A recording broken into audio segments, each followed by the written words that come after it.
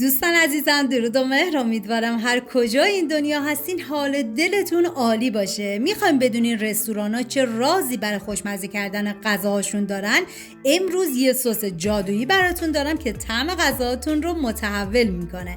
فلفل دلمه‌های قرمز رو برش بزنید و حتما دونهاشو کاملا جدا کنید و بعد از اون بشورید و داخل قابلمه یا مثلا من داخل یه تابه بزرگ بچینید و ما نیاز به 1 لیوان آب داریم که به فلفل دلمه ها اضافه میکنم و بعد از اینکه به جوش اومد میذارم به مدت 15 دقیقه با حرارت ملایم بپزه و بعد از 15 دقیقه دیگه زیر حرارت رو خاموش میکنم و بعد از اون باید فلفل دلمه رو یا داخل کیسه فریزری یا مثل من داخل یه ظرف دردار بذارید و اجازه بدین که خنک بشه و بعد از اینکه خنک شد پوستش رو باید کاملا جدا کنید.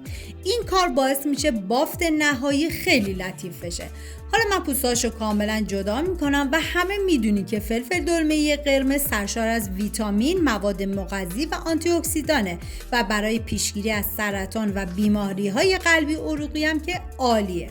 حالا من پوستاشو کاملا جدا، ببین زمانی که خنک میشه به راحتی پوستش جدا میشه و بعد از اون من فلفل دلمه‌ای پوست گرفته رو داخل غذاساز میریزم و کاملا پوره میکنم و شما به هر وسیله‌ای که راحت هستید و دارید باید فلفل دلمه رو کاملا پوره کنید.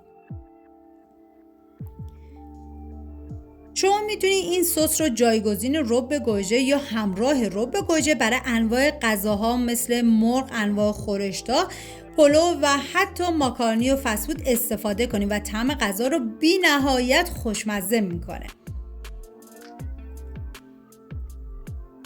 ببینید در آخر باید کاملا به این بافت برسید و حالا ما فلفل دلمه‌های پوره شده رو داخل تابه میریزیم و باید بذاریم تا آب اضافهش کاملا کشیده باشه. ببینید اگر آب داشته باشه کپک میزنه و حالا من یه هم میزنم و زمان میدم تا کاملا آبش تبخیر بشه.